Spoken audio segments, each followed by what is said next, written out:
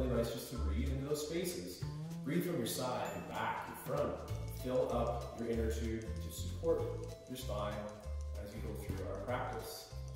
From here, we're going to get on our back and do our quick ankles, knees, and then we'll be back to some wrists. Balls away for now. So Lauren will face me, I'll face forward. Oops, nice. Give each other a little bit more room. And from this position, Lauren will grab the back of her knee. Great. So grabbing the back of the knee, sitting up tall like me or laying like Lauren, gently pull the knee to the face and gently straighten out the knee. Just nice and slow. And then nice and slow on the knee bend. And the same thing again. Nice and slow on the extension phase or straightening out the knee. And then nice control of the flexion in the bending phase. We'll do that one more time to up here. So last time to extend at the knee. And we're going to draw a little figure eight here. Dorsiflexion in the foot, the shape that Lauren and I are showing here. Turn the ankle in to center. And slowly from there, get to the point. Then dorsiflex or pull straight back to the knee.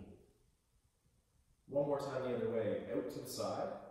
Reach with this pinky knuckle of yours as you cusp this corner to point, and then to flex. And one time the other way. The outside way first. I'm so sorry. Dorsiflexion. Now go to the point. From the point, go to the outside and back to center and point. And the final one to the inside this time. Nice and control. And then also to point, and then to wiggle. Do the same thing on the other side. So many places to do this from. This position could be okay. Lauren's laying down position is probably the most accessible one. You can also do it from a chair. Oh, it's nice to chill on a Sunday. Yeah. So support that knee, and again, nice and slowly looking for your safe knee extension.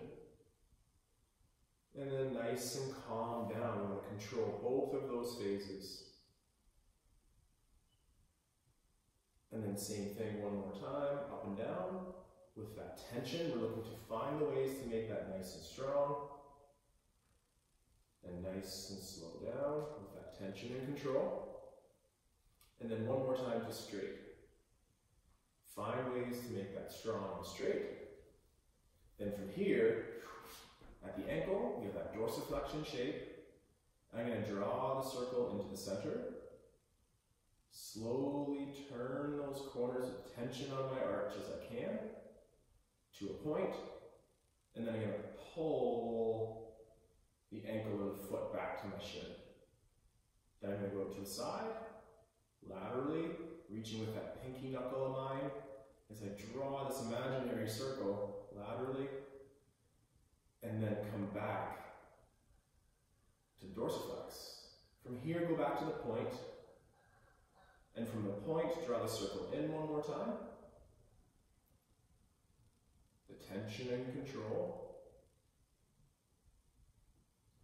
And then point with that tension as well. And then last time, that lateral turn. Ooh, shaky. Bring it back on straight. Finish with your point.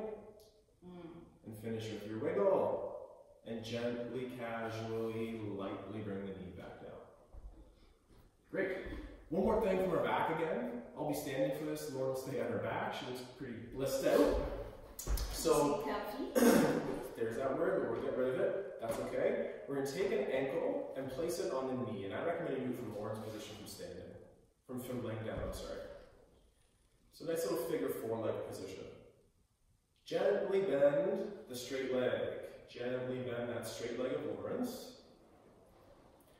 Don't pull on that knee yet, please. Just stay right there.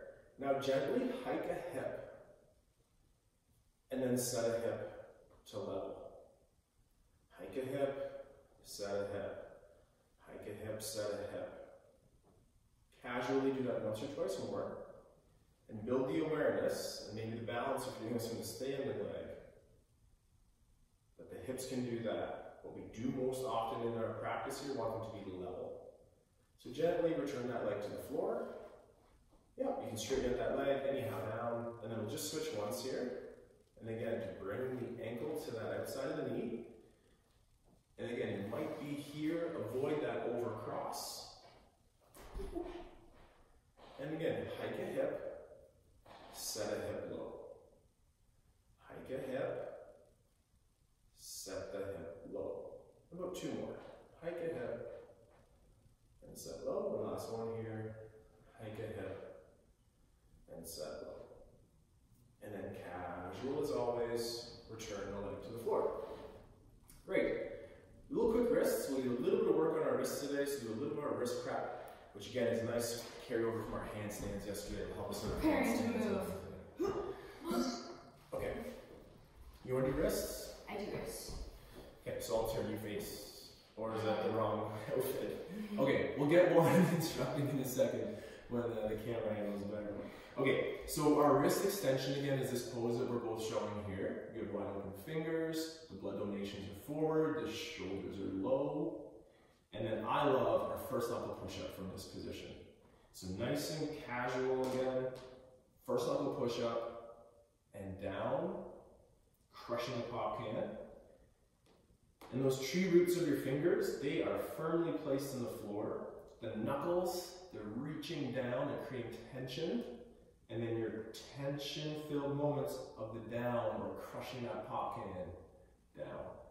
Two more. Up and down. And we can always find ways to make that more challenging again by adopting a modified stance or adopting your plank stance. Yeah. And in this position, we're going to do a couple times today too, so we can just get used to this. Arm at your side. We're going to move our blade first. So blade goes up. Blade goes back, blade goes down. From here, start raising your arm to the front, thumbs up. Your overhead, check in with your elbow, straighten it. Come to your overhead. Maybe that's here, maybe that's out here. You pick it. What I mean by yours is that there's no pinching or grabbing in that position. Keep your elbow nice and straight. From there, try to reach a little further, but don't let your ribs flare. So ribs to hips.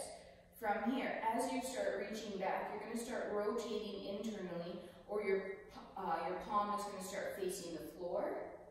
And then you're going to keep rotating so that your pinky ends up, we're rotating all the way around, so when you bring your arm to your side, your pinky is leading that movement now. So pinky's forward. From here, reset the shoulder, lift it up, pull it back, pull it down.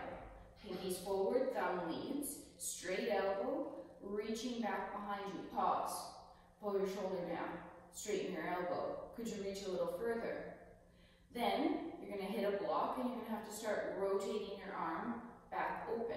That means thumb's going to start turning up, palm will face forward or side, whatever you'd like to call that, bringing it up overhead, pausing in that overhead position, elbow straight, shoulder pulled down. Keep your elbow straight, and then pull through the lats or the side body here, down like you're squeezing an orange in your armpit, to the side of your body. And relax. Whew, yeah, that was great. Love that. We'll switch legs, we'll switch arms. Those hips. Hips level. Okay. Yeah, you're not Michael Jordan. Straight elbow. Connect ribs to hips, set your shoulder, blade raises, blade back, blade down. Straight elbow, straight arm raise to your overhead. Check in, is this different on this side? Is this your dominant hand, your non-dominant hand? Do you slam a volleyball overhead on this side every day? Pull your shoulder down, straighten your elbow. Try to reach a little further, check in with ribs. Then, when you can go no further, start your internal rotation. So that means that you're going to, palm's going to start rotating away from you. Square up forward. Keep reaching behind you. Rotating, rotating, rotating and reaching so your pinky is now facing forward, your thumb's back. Arm ends up inside body.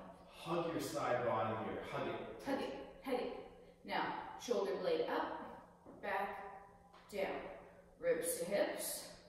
Acupuncture in the stomach. Thumb leads backwards. Thumb still up towards the ceiling. Pause. Pull your shoulder back. Reach a little further.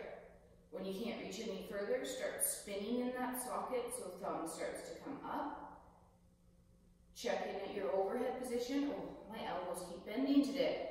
Straighten your elbows. Pull your shoulder down. Straighten your elbow. And then pull your arm to the side of your body. Lat slaps for everyone. Tap, tap, tap, tap, tap, tap, tap, tap. Ah. Flow that away. Send that away. That was nice. Then we have a little bit of our cat-cow from a hinging position. We could use our chair. We could use our knees. We could do it from standing again. For this exercise, let's go hands on knees. I'll just do it from here. Hands on knees. I'm going to do my quarter turn as well, just so you can see it better. So from here, I'm going to very gently tuck my chin if I was you, but that makes my voice sound silly. So I'm going to look ahead just a little bit, but tuck your chin. Tuck your chin. At your low back, with your abdominals, pull the abs underneath. Pull that tailbone underneath. Then gently send it away or tilt your tail back towards the ceiling.